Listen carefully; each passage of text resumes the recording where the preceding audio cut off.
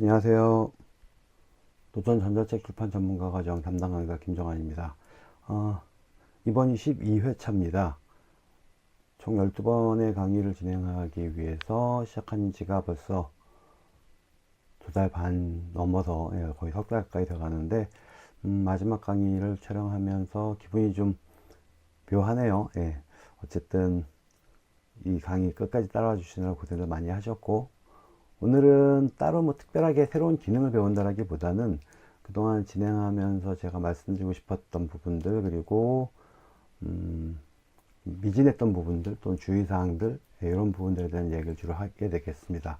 특히나 사실 이제 뭐 이제 오늘 이따가 강의하는 이제 중간쯤에 또 말씀을 드리겠습니다만, 제가 최근 들어서 가장 관심을 많이 갖고 시간을 가장 많이 투자하고 있는 분야가 제 개인적으로는 인공지능 분야입니다. 제가 뭐 전문가는 아니고 저도 그냥 개인적으로 활용하는 측면입니다만, 그럼에도 불구하고 만지면 만질수록 감탄사가 절로 나오더라고요. 그래서 요즘에는 이 인공지능을 이용해서 책을 쓰는데 어떻게 활용할 수 있을까를 아주 계속 고민을 하고 있고, 사실 테스트 삼아서 책 한 권 분량의 원고를 제가 단 한글도 쓰지 않고 계속 챗GPT한테 질문을 해서 책 한 권 분량을 만들어 보긴 했는데, 아직은 물론 많이 좀 부족합니다만, 앞으로는 꽤 괜찮은 툴이 만들어지겠구나, 조금만 더 정리되고 조금만 더 활용 방안들, 그리고 이 요령들을 좀 알게 되면 꽤 다양하게 활용할 수 있겠구나 생각이 좀 들어서 오늘은 그 부분에 대한 얘기도 좀 하도록 하겠습니다. 아마 제가 이 강의 시작하면서 3회차인가쯤에 인공지능을 이용해서 챗GPT를 이용해서 책을 쓰는 거에 대한 얘기를 짤막하게 한 적이 있었는데, 그 이후로도 불과 뭐 2달여 만에 또 새로운 서비스도 나왔고, 또 사용하던 것들도 또 업그레이드된 부분들도 있고 해서 그런 부분들도 좀 말씀 좀 드리겠습니다.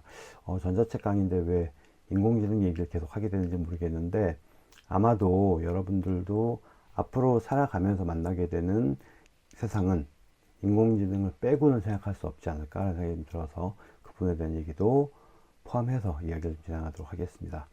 우선 말씀드리고 싶은 첫 번째는, 우리가 지금 작업하고 있는 이 전자책을 만드는 과정에서 여러분들이 주의해야 될 사항들이 좀 있습니다.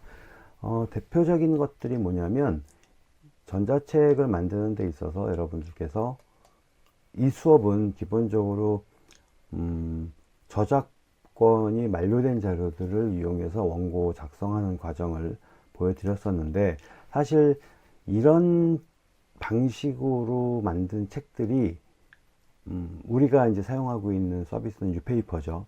뉴페이퍼 입장에서는 그다지 반갑지 않은 서비스들일 거예요. 일단은 왜냐면 우리 말고도 이런 방식으로 책을 출간하는 사람들도 많고요. 시장에 내놨을 때, 판매 등록을 했을 때 고객들, 그러니까 즉 독자들에게 이 책이 선택될 가능성은 그렇게 높지 않은 거죠. 물론 워낙에 오래전부터 봐왔고 알고 익숙한 자료들이기 때문에 또 필요해서 또 선택한 사람도 있겠습니다만, 작가가 직접 쓴 원고들에 비해서 상품성이 좀 떨어진다고 판단될 수도 있을 것 같고요. 또 한 가지의 문제는, 작가가 직접 집필을 한 원고는 그 사람이 아니면 쓸 수 없지만, 우리가 만들고자 하는 이 책들은 우리 이외에 어느 누구든지 만들 수 있는 거거든요. 그러다 보니까 동일한 책들이 시중에 많이 나와 있는 경우들이 있죠. 그러다 보니까 사실 내가 기껏 노력을 들여서 자료를 찾고 원고를 정리를 해서 전자책으로 만들었는데, 막상 판매 신청을 하고 나면 뉴페이퍼에서는 판매 거절을 하는 경우들이 종종 있습니다. 그래서 그런 부분들을 좀 주의를 하셔야 될 것 같아요. 그렇다고 한다면 여기서 발생하는 문제는 이제 이런 것들이죠. 기껏 내가 작업을 했는데 나는 그거에 대한 보상을 못 받게 되는, 사실 뭐 판매가 된다고 해도 많이 팔린다는 보장은 없습니다만, 아예 판매조차 안 된다면 정말 내가 작업을 하는 의미는 아무것도 없는 상황이 돼버리는 거니까, 이 저작권 만료 도서를 이용해서 책을 출간하실 때는 남들과 다른 어떤 상품성을 갖추는 그런 작업들이 좀 필요할 겁니다. 또 하나의 문제가 있어요. 사실 이것도 6페이퍼는 국내 판매에 대한 얘기고, 그리고 우리가 지난 시간인가요? 제가 해외 판매에 관한 얘기를 했었는데, 그 사이트가 이제 팬립이라는 곳이었었죠. 팬립에서는 제가 몇 번 시도를 해봤습니다만, 저작권 만료 도서는 아예 받지 않는 게 아닌가 싶은 생각이 들 정도로 거절을 당하더라고요. 그래서 국내뿐만이 아니라 해외에도 판매되기 쉽지 않은 그런 책이니까 그런 부분들에 대해서 좀 고민을 많이 하셔야 될 것 같고요. 저는 사실 그렇게 생각했거든요. 국내에서는 판매가 안 돼도 해외에다가 판매되는 건 괜찮지 않을까 생각 좀 했었습니다. 왜냐면 우리나라에 따지고 보자면 이제 고전에 가까운 것들이죠. 근현대 문학들을 해외에 소개를 하고 읽게 한다라고 하는 측면에서 괜찮지 않을까 생각을 했었는데, 이게 영문 번역이면 어떨지 모르겠는데 한글로 그대로 해외 판매하는 건 쉽지 않은 그런 문제가 좀 있다라는 생각이 듭니다. 그렇다고 한다면 이제 우리가 이걸 어떻게 해야지만 그런 류의 저작권 만료 도서를 이용해도 책이 출간하는 데 문제가 없겠느냐라는 부분을 생각을 해볼 수밖에 없는데, 제가 지금 오프라인에서 강좌를 진행하는 곳에서 수강생들과 사실은 이제 이런저런 시도를 좀 해보죠. 그런데 비교적 판매 거절이 안 되는 방법, 저작권 만료 도서임에도 불구하고 판매 거절을 당하지 않는 방법은, 물론 100% 정답은 아닙니다만, 특정 작가의 작품 모음집보다는 특정 장르의 다양한 작품들을 묶어서 소개하는 방식은 그나마 좀 나은 것 같아요. 가령 현진건, 김동리 이런 식으로 작가 이름으로 그 작가의 작품 단편 모음집 이런 식으로 다 내게 되면 거절될 가능성이 되게 높고요. 그렇지 않고 가령 근현대 단편 문학들 중에서 로맨스 소설만 모았다 라던가 추리 소설만 모았다, 범죄물을 모았다, 이런 식으로 특정 장르의 다양한 작가들의 작품들을 모아서 출간하는 거는, 작품들은 똑같은 작품들일지 몰라도 아무래도 이 기획의 의미가 있는 거기 때문에 그렇게 해서 나온 책들은 이 출간 거절 당하지 않았었어요. 한 번도. 제가 이 실습에서 대부분 이제 아무래도 이제 실습을 좀 원활하게 보여드리기 위해서 저 같은 경우에는 이제 그 앞서서 보여드렸던 동영상에는 그 특정 작가의 작품 모음집으로다가 했는데, 그렇게 하게 되면 판매 거절 당하기 쉽고, 반대로 특정 작가의 작품 모음이 아니라 특정 장르 또는 어떤 나름대로 독특한 기획에 의해서 다양한 작가들의 작품들을 모아서 그렇게 출간하는 경우는 그래도 훨씬 낫지 않나 라는 생각이 듭니다.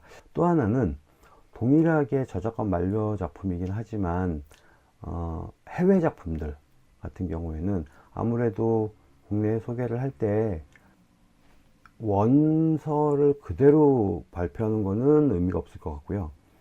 번역을 새로 해서 발표할 수 있다면 좋겠죠. 물론 우리가 그러기 위해서는 번역의 능력이 필요하다라고 하는 문제가 좀 있긴 합니다만, 혹시라도 외국어 번역하실 수 있는 능력이 되시는 분들은 직접 번역을 한번 해보시는 것도 괜찮을 것 같아요. 그러기 위해서는 제가 자료를 잠깐 보여드릴까요? 이 구텐베르크 프로젝트라고 하는 거를 선택하시게 되면 프로젝트 구텐베르크라고 하는 영문 사이트가 이렇게 나오게 되는데, 요거를 클릭하시면 보이는 요 사이트, 여기가 영어로 되어 있는 저작권 만료 도서들이 모여 있는 사이트거든요. 여기에서 원하는 책들을 검색해 보시게 되면 당연히 영어로 되어 있는 저작권 만료 자료들은 다 찾을 수 있습니다. 이런 식으로 찾아서 보실 수 있겠죠. 그러면 클릭해 보게 되면 책이 이렇게 쭉 나오죠. mp3 오디오도 있네요. 그리고 이건 오디오 파일이었던 것 같고요. 그리고 여기서는 특히나 우리는 왜 그 공유마당에서는 PDF 문서하고 아래 한글 문서하고 TXT가 있었잖아요. 여기에서는 주로 나오는 게 TXT하고 그 다음에 EPUB 문서도 같이 있습니다. 그래서 그런 것을 다운로드 받아서 재번역을 해서 사용을 하실 수도 있겠죠. 그러면 이제 여기서 또 한 가지 문제가 나오죠. 그러면 번역은 어떻게 하지? 라고 하는 문제인데, 앞서 말씀드렸던 것처럼 직접 번역하실 수 있는 능력이 되시는 분들은 스스로 번역을 하시면 되고요. 그리고 요즘에는 또 인공지능 얘기를 하게 되는데, 이 챗GPT 같은 그런 인공지능 가지고 제가 소설의 문단들은 물론 전체 분량은 아니기 때문에 무조건 가능합니다라고 말씀드릴 수는 없습니다만 책의 한 챕터 정도 분량을 소설이나 이런 것들 가지고 한 챕터 정도 분량을 번역을 시켜서 저야 뭐 원서를 볼 수 있는 건 안 되니까 번역을 한 다음에 제가 구할 수 있는 국내에 소개되어 있는 번역문, 번역 도서하고 같이 문구 비교를 해본 적이 있어요. 그랬더니 물론 뭐 전문 번역가만큼 매끄럽다라고 말할 수 없을지 몰라도 꽤 볼만한 그런 수준이 나오기도 합니다. 지금 보여드리는 이 사이트 딥L 번역기라고 되어 있는데 주소는 deepl, 그러니까 deepl.com이거든요. 여기가 기본적인 인터페이스는 뭐 팝하거나 아니면 구글 번역기 같은 비슷한 수준입니다만 여기에서 원하는 언어를 선택하시거나 아니면 그냥 입력을 하게 되면 언어를 감지해서 자동으로 다 번역을 해주거든요. 그런데 번역해내는 수준을 보면 꽤 자연스럽게 읽히는 그런 정도 나오는 것 같아요. 그리고 사실은 물론 이제 그 원서 번역을 잘하면 좋죠. 기왕이면 정말 기가 막히게 번역을 할 수 있으면 좋겠습니다만 저작권 만료도서의 특성은 뭐냐면 설령 번역이 좀 잘못됐다고 해도 그걸 가지고 나한테 번역을 왜 이렇게 했어 라고 따질 사람은 없다는 거죠. 그래서 번역을 하면서 내 나름대로 나의 의도를 얻어 약간의 의역을 한 다음에 물론 이제 그럴 경우에는 책의 앞에 이 일러두기나 이런 부분에 이거는 뭐 번역하는 과정에서 번역을 담당한 사람의 어떤 의도가 많이 들어가 있다던가 이렇게 좀 주의사항이 필요할 수도 있겠습니다만 그런 식으로 작업을 하셔도 될 것 같기는 해요. 그래서 번역을 이런 서비스를 통해서 번역을 한 다음에 그거를 내 나름대로 좀 윤문 과정을 거쳐서 좀 읽기 편하게 만드는 그런 과정으로 이 번역을 한 다음에 발표를 해보는 것도 제가 보기엔 되게 좋은 방법이 아닐까 싶습니다. 그래서 그렇게 좀 다양하게 활용을 해보셨으면 좋겠고 물론 뭐 영어 이외의 나라 언어도 있겠죠. 일본어 같은 경우에는 제가 이 사이트를 찾아서 아조라 몽고인가 하는 곳을 여러분들께 소개해 드린 적이 있었는데 그런 식으로 뭐 프랑스 또는 뭐 독일 러시아 이런 쪽 나라들 같은 경우도 역시 자기들만의 어떤 그런 그 전통 문서들 그 저작권 만료도서를 모아놓은 곳들도 있을 테니까 혹시 검색을 해보셔서 그런 데를 찾게 되면 그런 문서들을 소개하는 방식도 나쁘지 않겠죠. 국내에 그렇게 많이 알려져 있지 않은 자료들을 찾을 수 있으면 그런 것들을 이용하실 수도 있을 것 같습니다. 자, 여기까지가 제가 이 저작권 만료 도서를 이용해서 여러분들이 책을 출간하시는 거에 관련돼서 말씀드릴 수 있는 부분이었고요. 인공지능에 대한 얘기를 잠깐 한번 해볼게요. 이렇게 챗GPT라고 구글에서 검색을 하시면 Introducing ChatGPT OpenAI 라고 나옵니다. 얘를 클릭하시면 나오는 사이트가 이런 사이트거든요. 여기에서 Try ChatGPT를 선택하시게 되면 로그인이 안 되어 있으면 구글 계정으로 로그인을 하셔야 됩니다. 물론 아직 회원가입이 안 되어 있다고 한다면 구글 계정을 로그인 하실 때 뭐 인증 과정을 거쳐서 회원가입을 하게 되는데 그렇게까지 개인정보를 많이 요구하지 않으니까 부담 없이 하실 수 있을 거고요. 이게 이제 챗GPT의 첫 화면입니다. 현재 보이는 이 화면이. 그래서 인터페이스 잠깐 보자면 이 부분은 뭐 간단한 도움말 정도이고요. 그리고 이쪽 부분은 뭐냐면 내가 그동안 챗GPT와 대화한 것들을 이렇게 기록으로 쭉 남겨놓습니다. 사실 이 부분이 챗GPT의 특징 중에 하나예요. 제가 이거하고 빙 AI를 가끔 써보는데 빙 AI는 이렇게 기록을 남겨주지 않습니다. 오늘 내가 해본 다음에 닫고 나가면 그 다음번에 들어갔을 때 이전에 썼던 자료들이 남아있지 않아요. 그런데 챗GPT는 이렇게 다 기록들을 남겨놓고 나중에 찾아볼 수 있고 또 여기에 이어서 또 할 수도 있겠죠. 그런 것도 가능하고요. 그래서 얘는 그냥 밑에다가 여기 커서 깜빡거리는 부분에다가 원하는 내용을 입력을 하게 되면 그거에 대한 내용들을 보여주는 거죠. 제가 가장 최근에 해본 게 이런 것도 한번 해봤어요. 그냥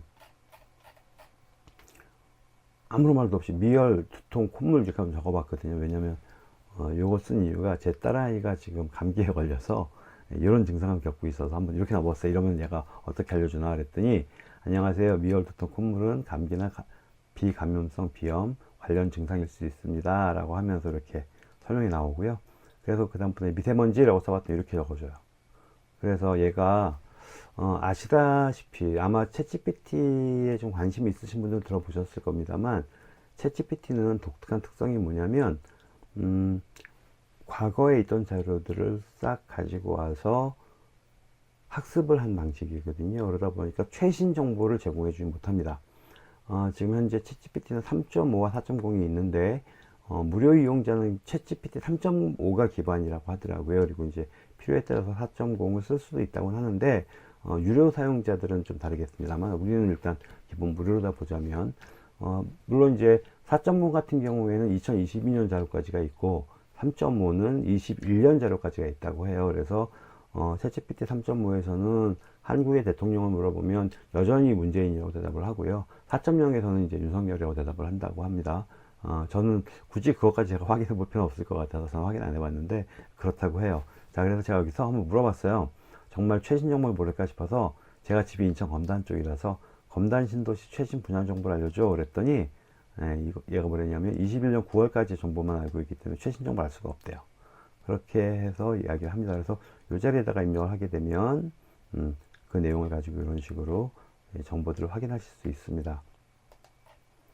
제가 챗GPT한테 너랑 뭘 할 수 있어? 라고 물어봤더니 대화도 할 수 있고 정보 제공도 할 수 있고 문서 작성이나 교정도 할 수 있고 언어 번역도 가능하대요. 그리고 일정 관리, 창의적인 도움도, 뭐 시나리오 작성 등과 관련된 창의적인 도움도 줄 수 있고 게임도 할 수 있답니다. 그래서 게임을 하고 싶은데 어떤 게임이 재미있어? 라고 물어봤더니 또 이런 게임들도 알려주고요.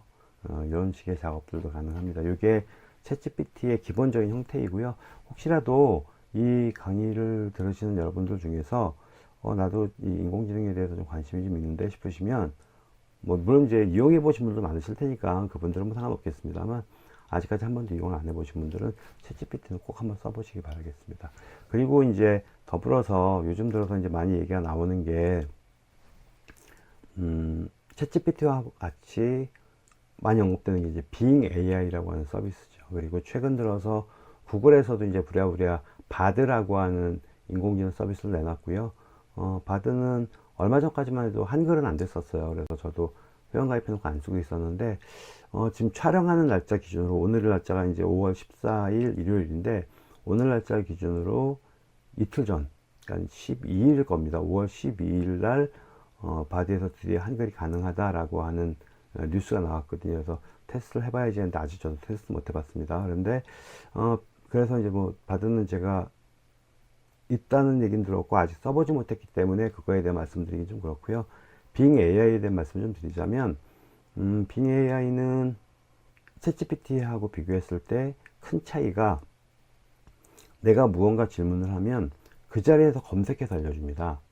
챗GPT는 있는 자기가 가지고 있는 자료들 중에서 알려주는 방식이기 때문에 최신 정보가 없죠. 그래서 그 부분을 어떻게 해결한다고 하느냐면 사전학습이라고 하는 과정을 거친대요. 가령 내가 챗GPT한테 무언가를 물어보고 싶은데 얘가 그런 부분들에 대한 자료가 없다라고 하면 나한테 도움말을 줄 수가 없잖아요. 그렇다고 한다면 내가 얘한테 그 필요한 사전 자료들을 다 이 프롬프트를 통해서 이제 넣어준 다음에 이런 부분을 학습을 시키고 그 이후에 이제 물어보면 대답을 한다는 거죠. 그게 이제 제가 여기서 물어봤던 것 중에서 뭐가 있었느냐면, 물론 이제 이거는 사전학습이라고 말하기 조금 그렇긴 합니다만 제가 이렇게 적어놨어요.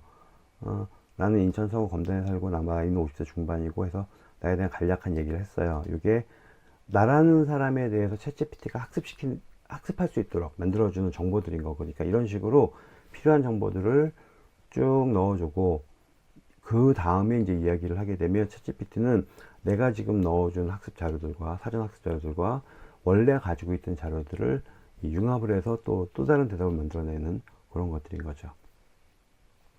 자, 이게 이제 챗GPT라고 한다면, 빙 AI는 이 사전학습보다는 이제 현재 있는 정보를 검색해서 데이터를 알려주는 방식인 거거든요. 그러다 보니까 최신 정보에 관해서는 얘보다는 빙 AI가 좀 낫습니다. 자, 똑같은 질문을 제가 빙 AI에 한번 해볼게요. 검단 신도시라는 최신 분양 정보를 빙 AI에 물어보겠습니다. 빙 AI를 이용하려면 어떻게 하셔야 되느냐면, 지금 보시는 것처럼 이 마이크로소프트 엣지라고 하는 브라우저를 이용하셔야 되고요. 얘를 실행하신 다음에 이 자리에 B라고 적혀 있는 요걸 클릭하시고 여기에서 이제 질문을 하면 돼요. 여기에서 제가 물어보겠습니다.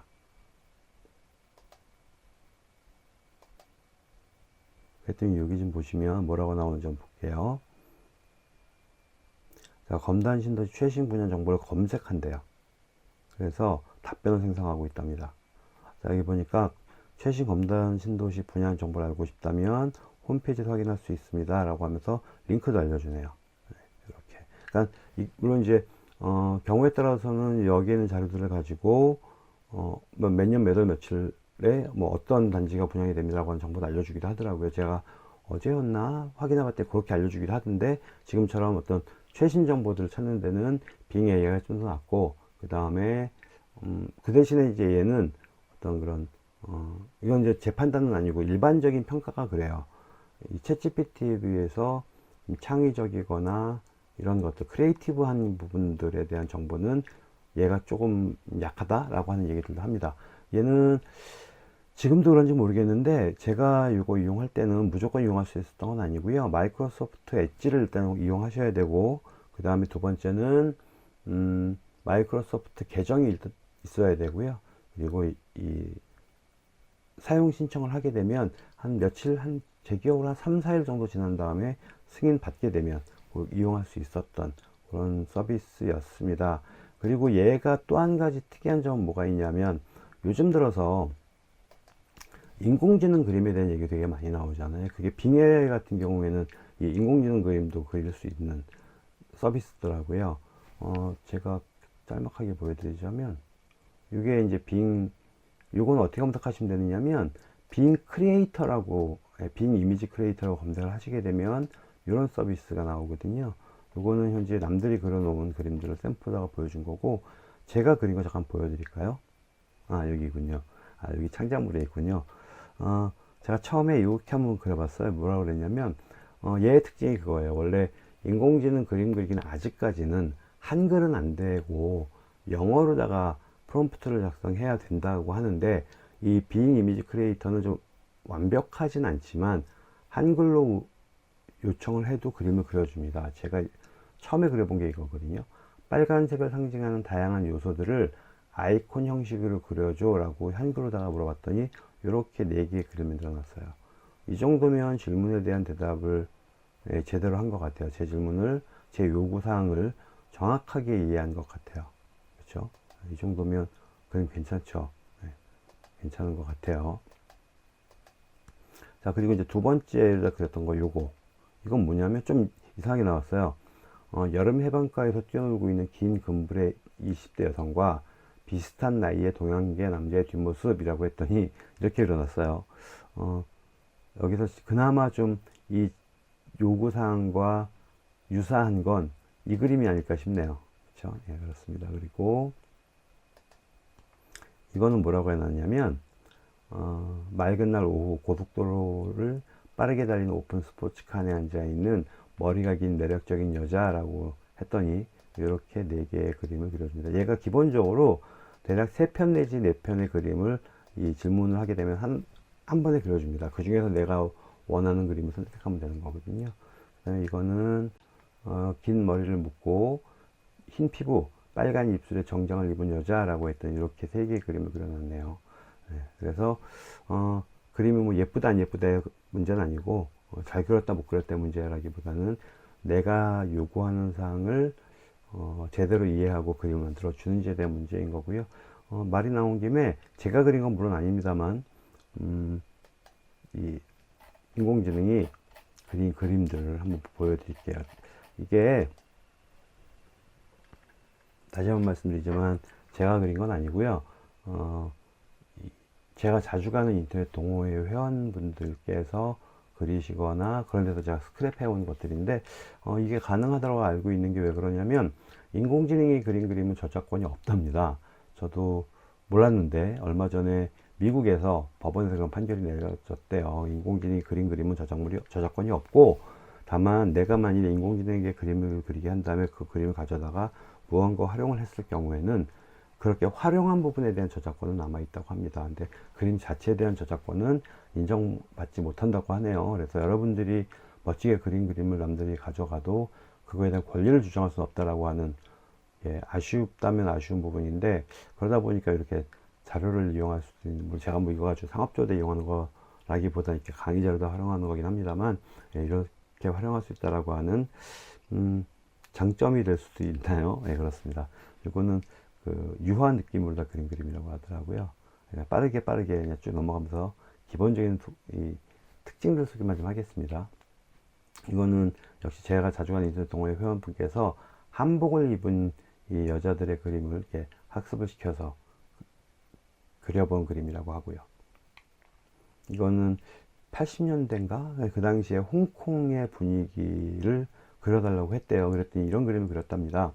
여기 좀 자세히 보시면 여기서 이제 그런 느낌이 잘 보이는데, 이 사람 손 좀 한번 보세요. 여기도 손. 약간 좀 어색하죠? 지금도 여전히 좀 마찬가지일 것 같은데, 인공지능이 사람의 손을 제대로 묘사 못 한답니다.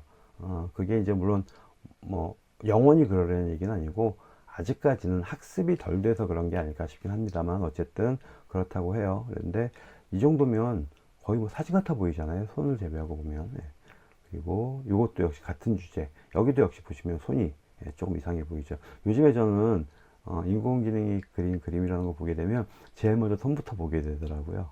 그렇고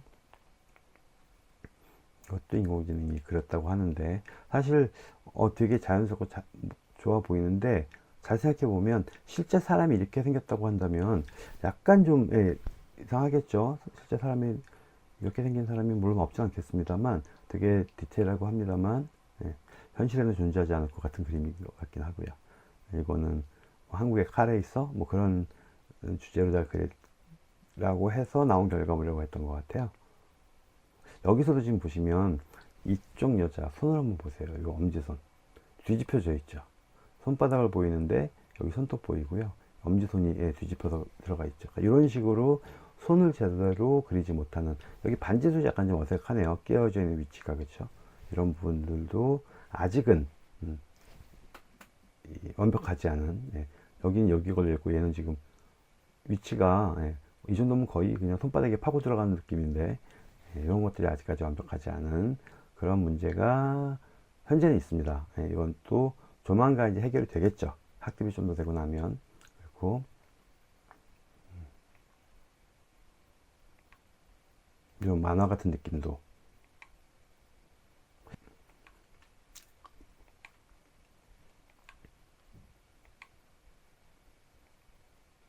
전 사실 이 그림 보고 되게 놀랐거든요. 와, 이런 빛의 어떤 이런 것들까지 계산까지 다 해서 만들어주는 걸 보고는, 와, 정말 대단하다는 생각 좀 했습니다. 뭐 이런 그림도 마찬가지고요. 이건 뭐 순정 만화 같은 느낌의 그런 느낌의 그림이네요.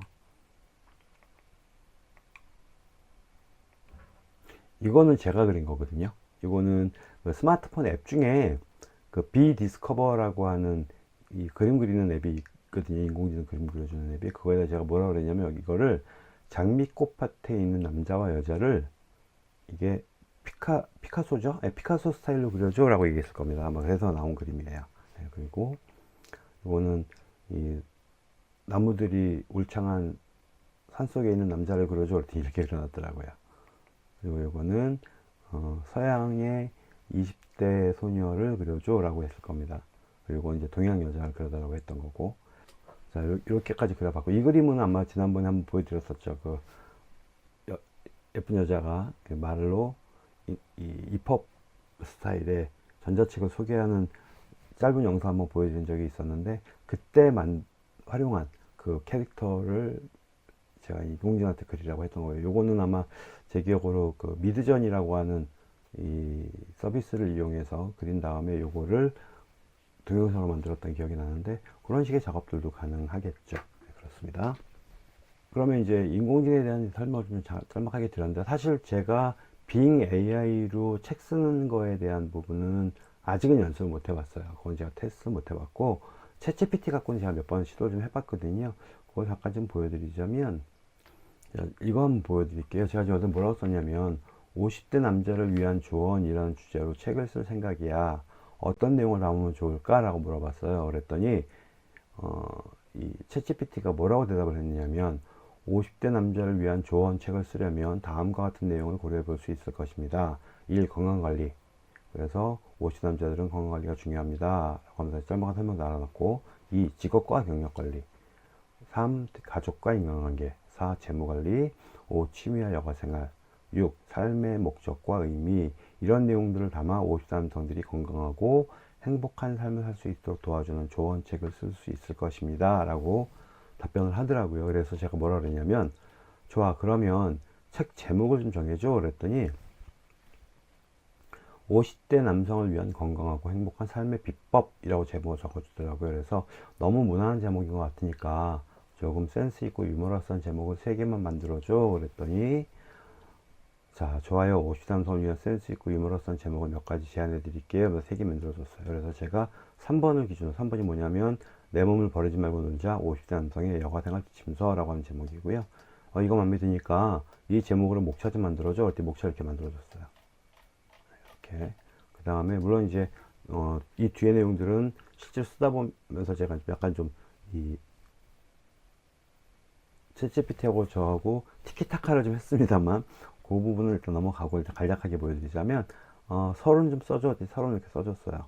근데 너무 짧아서, 예, 좀 길게 써줘 그랬더니 조금 길게 써주긴 했는데 큰 차이가 안 나요. 그래서 목차 1번에 대해서 원고를 반말로 작성해줘 그랬더니 이렇게 작성을 해주는데 반말이 아니더라고요. 더 큰 문제는 뭐냐면 목차 1번은 여기서 이거거든요. 50대 여가생활의 중요성과 필요성. 근데 여기서 뜬금없이 우리 시간과 예산 어떻게 관리할까? 라고 얘기를 하는 거예요. 그래서 아니 이거 말고 그랬더니 역시 또 똑같은 얘기를 해요. 그러길래 제가 멈춘 다음에 아예 제목을 써줬어요. 필요성이라는 제목이잖아. 이 제목으로 원고 작성해줘. 그랬더니 이렇게 작성을 해줘요. 그래서 근데 문제는 뭐냐면 너무 짧아요. 그래서 이어서 더 써줘. 그랬더니 이렇게 써주고 여가생활은 무엇인가에 대해서 원고 작성해줘. 그랬더니 또 이렇게 써줘요. 역시 길이를 못 맞추더라고요. 문장의 길이를. 이거는 제 경험이라서 뭐 일반적으로 말할 수는 없겠습니다만 뭐 주제에 따라서 약간 좀 길게 써주는 부분들도 있기는 한데 이렇게 그 책에 쓰는 원고 내용으로다가 해서 특정 주제를 가지고 길이를 뭐 특정 길이만큼 써줘라고 하는 요구는 문장 길이에 대한 요구는 잘 못 맞추는 것 같다는 생각이 들어서 좀 아쉽긴 합니다만 요 부분도 아마 해결이 되지 않을까 싶어요. 사실 제가 이 문제 때문에 이 챗GPT를 유료 버전 써볼까 했었거든요. 유료 버전은 한 달에 $20 하니까 대략 한 2만원, 5, 6천 원 정도 되는 걸로 알고 있는데 하려고 그랬더니 이게 그 유료 버전 역시 이 길이에 대한 부분은 조정이 잘 안 된다고 하더라고요. 제가 유료 버전 쓰고 있는 다른 분한테 테스트 좀 부탁드렸더니 테스트를 해보신다면 이렇게 말씀해 주셔가지고 아직까지는 유료 버전 안 쓰고 있습니다만 어쨌든 이런 식으로 쭉 글을 써주기도 합니다. 그렇고 그 다음에 제가 이건 좀 궁금해서 한번 물어봤어요. 저는 음악을 모르긴 합니다만 여기다가 이렇게 물어봤어요. 즐겁고 발랄한 분위기의 노래를 한 곡 만들고 싶어. 기타 코드 좀 만들어줘. 그랬더니 이렇게 만들어 주더라고요. 제가 물론 아직 연주는 안 해봤습니다만 G하고 C만 넣었길래 되게 단순해 보이긴 하는데 보니까 이렇게 가사까지 넣어서 노래를 만들어 주더라고요. 그래서 코드고 그래서 이거 멜로디 좀 만들어 줬더니 멜로디를 만들어 달랬는데 이렇게 버스 뭐 코러스 브릿지에서 만들어 주긴 했는데 이렇게 만들어 줬습니다. 근데 제가 음악을 몰라서 연주 못 해봤습니다만 작곡도 되는구나 라고 해서 깜짝 놀랐던 적도 있고요. 그리고 퀴즈에 관해서도 제가 뭐라 그랬냐면 경제 분야 상식 퀴즈를 10개만 만들어줘. 보기는 4개. 정답과 정답에 대한 설명도 포함해서 만들어줘. 그랬더니 1. 인플레이션이란 무엇인가요? 그래가지고 보기 4개 나오고 정답 알려주고 정답에 대한 설명 넣어주고 GDP란 무엇인가요? 역시 또 이렇게 나오고 이런 식으로 만들어주기도 하고요. 그래서 꽤 다양하게 가령 이제 이런 것 같은 경우에는 어떤 그런 저처럼 강사라고 한다면 학습 내용에 대해서 얼마나 이해하고 있는지를 파악하기 위한 퀴즈를 만든다거나 이런 용도로도 활용할 수 있겠죠. 그래서 꽤 다양하게 활용이 가능한 이런 형태가 아닐까라는 생각이 듭니다. 여기까지가 이 제가 이 강의를 진행하면서 최근 관심을 갖게 됐고 여러분들도 충분히 활용이 가능하실 만한 이 인공지능에 대한 이야기였습니다. 이제 이 수업으로 다시 이제 돌아와서 전자책 제작 과정을 여러분들이 저하고 이제 쭉 수업을 진행했는데 과연 이게 어떻게 활용이 될 수 있을지에 대한 얘기를 한번 해볼게요. 물론 제가 말씀드리는 게 전부 다는 당연히 아닐 것이고 또 다른 어떤 방법들도 생각해 볼 수 있겠습니다만 일단 제가 제안 드릴 수 있는 것들은 이 정도인 것 같아요. 전문 저자로 활동할 수도 있겠죠. 전자책을 전문적으로 출간하는 거예요, 계속. 그리고 특히나 좀 전에 이제 인공지능까지 활용을 한다고 한다면 너무 길지 않고 짤막한 분량으로, 그러니까 소책자라고 말할 수 있는 분량으로 다양한 주제의 소책자를 꾸준히 발간하는 것. 이 경우에는 책의 분량도 부담이 없어야 되고 책의 가격도 부담이 없어야 되겠죠. 사람들이 부담 없이 이거 뭐야 해서 사서 읽어보고 부담 없이 넘길 수 있는 정도 수준의 책들을 꾸준히 발행하는 거. 저는 이게 사실은 이 전자책을 활용할 수 있는 되게 괜찮은 분야가 아닐까 생각이 들어서 저도 지금 한번 시도를 해볼 생각인데, 그러니까 너무 무겁고 깊이 있는 주제 가지고 두툼한 책을 만드는 것도 중요합니다. 그것도 당연히 많이 필요하겠습니다만 이렇게 부담 없이 가볍게 읽을 수 있는 책들을 꾸준히 출간하는 것도 괜찮지 않을까라는 생각이 들긴 하더라고요. 그래서 여러분들도 혹시라도 다양한 주제에 대해서 너무 전문적인 내용까지 파고 들어가는 게 아니라 가볍게 읽을 정도 캐주얼한 느낌으로다가 정보를 습득시킬 수 있는 정도 수준의 책들을 만드는 것도 꽤 유용하지 않을까 생각이 듭니다. 그 다음에 이제 두 번째는 전문가로 활동하는 거죠. 내가 뭐 가령 그림을 그리는 사람이야. 그러면 그림에 관련된 좀 전문적인 책을 출간을 하고 그림 전문가로 활동한다던가, 또는 내가 어떤 마케팅 쪽에 관련된 경력이 있으면 그쪽에 관련된 전문 서적을 집필을 하고 출간을 한 다음에 그런 책들을 기반으로 해서 이 전문가로 활동하는 거죠. 그러면서 관련된 강연을 할 수도 있고 또는 뭐 컨설턴트로 활동할 수도 있고 이런 식으로. 그러니까 내가 지금 하고 있는 전문 영역에 대한 책을 써서 그것들이 내가 전문가로 활동하는데 디딤돌이 될 수 있게 활용하는 것, 이게 이제 전문가 활동에 대한 얘기가 될 것이고요. 그 다음에 이제 전자책을 출간을 하는 전문적으로 하는 컨설팅, 이 경우에는 사실 우리 주변에 보면 책을 출간하고 싶어 하는 분들 되게 많거든요. 저 역시도 사실은 책을 출간하고 싶어서 되게 많은 원고를 쓰고 출판사 문을 많이 두들겼지만 실패도 많이 했었고, 뭐 대학 교재도 좀 써보기도 했었고요. 제가 지금까지 이 수의당이나 출판사를 내기 전까지 종이책으로 출간한 책이 많지는 않고 한 17권 정도 되는 것 같아요. 그 중에는 거의 대부분 이제 대학 교재였었고요. 그러다 보니까 뭐 많이 팔릴 만한 책들은 없었죠. 그런데 저도 물론 마찬가지입니다만 주위에 보시면 책 출간을 바라는, 그래서 원고를 써놓은 작가들도, 예비 작가들도 되게 많거든요. 그런 분들의 원고를 가져다가 전자책으로 출간해주는, 그래서 출간 대행을 해주는 그런 작업들, 또는 그 사람들이 책을 출간하는 방법을 알려주는 그런 컨설팅 업무를 대행하는 것도 괜찮지 않을까 생각이 듭니다. 그리고 이렇게 좀 더 연습을 하셔서 전자책 출간하는 과정을 좀 더 익숙하게 연습을 하신 다음에 전자책 출간 전문 강사로 활동하실 수도 있겠고요. 만일에 여러분들 중에서 전자책 출간 전문 강사가 되고 싶다고 하신다면 저한테 개인적으로 연락을 주시면, 우리 단톡방을 통해서 연락 주셔도 됩니다. 연락을 주시면 제가 관련된 자료들은 다 드리도록 하겠습니다. 저한테 있는 자료들은 다 드리도록 하겠습니다. 자, 여기까지 일단 말씀을 드리고 이제 마무리 좀 짓고 12번의 강의를 끝내도록 하겠습니다. 사실 또 인공지능으로 이야기를 시작하게 되는데, 우리는 이제 지금까지 막연하게 어떻게 알고 있었냐면 인공지능은 되게 능력이 뛰어나지만 인간의 고유 영역을 따라잡는 건 불가능하다라고 이야기를 계속 해왔었죠. 그게 불과 몇 달 전까지만 해도 그렇게 이야기를 해왔었습니다. 인공지능 얘기하면 이제 빼먹을 수 없는 이 사건이라고 말을 해야 되겠죠. 그게 이세돌과 알파고의 바둑 대결이죠. 그 경기에서 이세돌이 알파고한테 딱 한 번 이깁니다. 5번의 경기를 하기로 하는데, 바둑 대국을 두기로 하는데 딱 한 번을 이기고 4번을 내리쳐요. 그런데 그 이세돌이 이긴 한 판이 인간이 인공지능을 이기는 마지막 바둑 경기랍니다.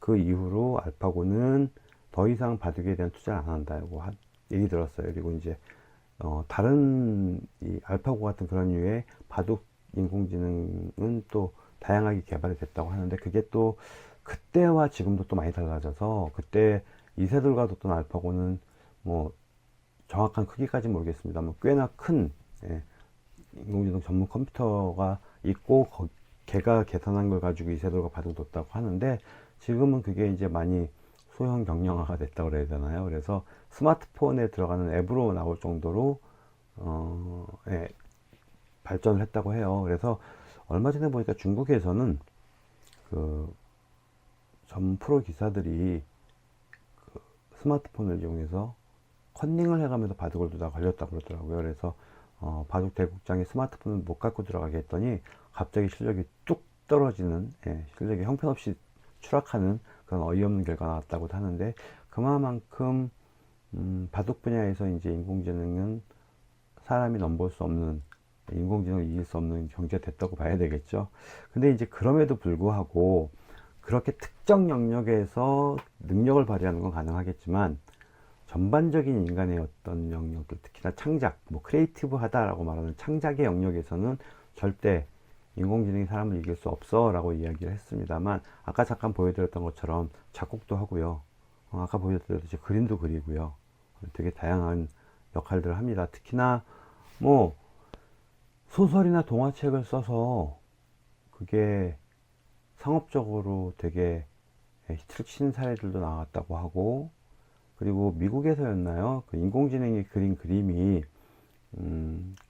그림 대회에서 대상인가를 수상했다고 하는 기사도 나온 적이 있었고요.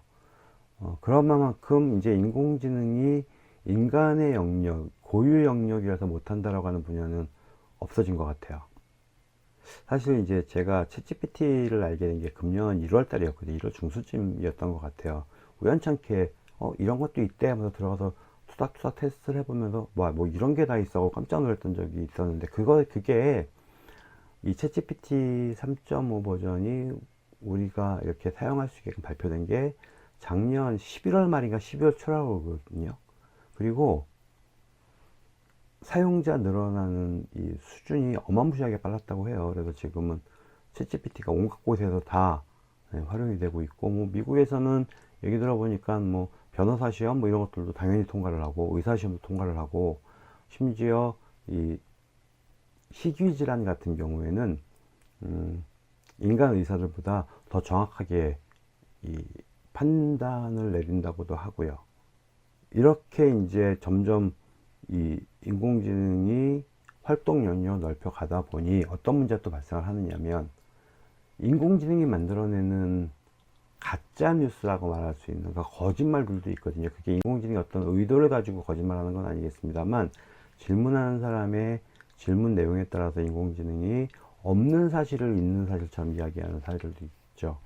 우리나라에서 나왔던 중에서 대표적인 이야기가, 우스갯소리로 떠도는 이야기가 그 세종대왕 맥북 집어던진 사건이라고 하는 에피소드가 있는데, 그게 어떤 이제 그 인터넷 사용자가 챗GPT한테 세종대왕이 맥북을 집어던진 사연에 대해서 얘기해줘 그랬더니, 챗GPT가 뭐 집현전 학자들한테 열받아서 세종대왕이 맥북을 집어던졌습니다 라고 마치 실제 있었던 사건인 양 이야기를 했었다는 거죠. 근데 이제 그게 뭐 정확하게는 모르겠습니다만, 나중에 그게 왜 그런 사태가 벌어지지 않는지에 대해서 설명을 하는데, 그 당시에 이제 그랬대요. 세종대왕이 누구고 어떤 일을 했던 사람인지 챗GPT는 알고 있고요, 맥북이 무엇인지도 당연히 알고 있죠. 근데 세종대왕이 맥북을 집어던졌다, 이게 어떻게 된 사건이야 라고 물어보니까, 챗GPT는 사용자가 거짓말을 했을 거라고 하는 판단을 하지 않고, 자기가 알고 있는 정보들을 조합을 해보니까 맥북은 업무하는 데 사용되는 이러이러한 컴퓨터고, 세종은 한글을 개발하는 이러이러한 일을 했던 사람이고, 그것들을 가지고 조합을 해서 만들어낸 이야기라고 하고요. 그런 부분들은 이제 보완이 좀 돼야 되겠죠. 그리고 이제 앞으로도 역시 이제 이 없는 이야기를 만들어내는 부분들에 대한 부분은 최대한 무언가 방법이 만들어지겠습니다만, 어찌됐든 우리가 이제 인공지능이 없는 세상에 살 수는 없을 것 같아요. 코로나 때문에 지금 되게 힘든데, 사실 되게 암담했던 건 그거였었어요, 저는요.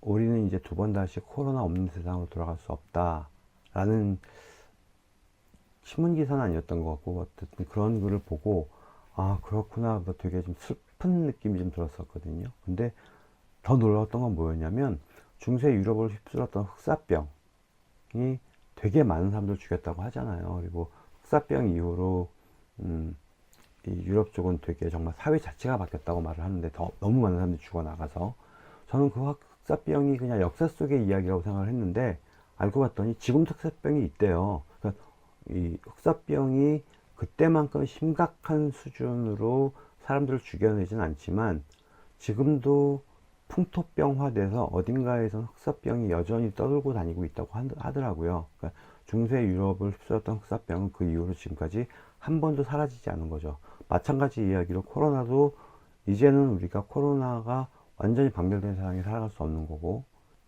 이 챗GPT를 기반으로 해서, 챗GPT를 시발점으로 해서 얘가 일종의 트리거가 된 거겠죠. 지금처럼 확 인공지능에 대한 관심이 끌어오른 게,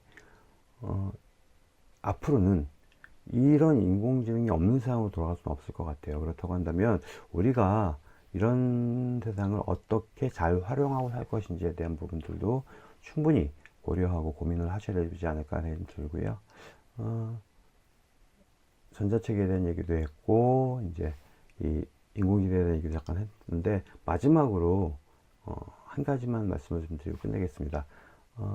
이 강의를 들으시는 분들은 이제 온라인 강의다 보니까 개별적인 질문을 하실 수 있는 상황이 약간 좀 불편하잖아요. 그러다 보니까 그런 질문을 못 받았는데, 제가 전자책 관련된 강의하면서 가장 많이 받았던 질문 중에 하나가 뭐냐면 출판사 설립에 관한 부분입니다. 요건 제가 직접 경험을 했기 때문에 짤막하게 말씀을 좀 드리고 마무리 짓도록 하겠습니다. 출판사 설립은 신고라고 그래야 되나요? 신고사항입니다. 그래서 거주하시는 곳에 구청에 가시면 문화체육예술과, 문화예술체육과, 문화체육예술과입니다.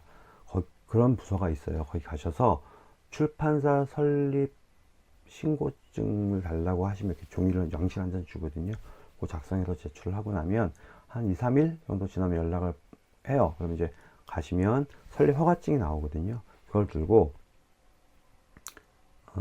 아니죠. 그걸 받을 때 24,000원의 면허세를 내셔야 돼요. 이 면허세는 연 단위로 24,000원입니다. 그래서 연말에 내시는 것보다 연초에 출판사 설립 신고를 하시는 게 좀 낫습니다. 이게 1년 단위로 내는 거기 때문에 그렇고요.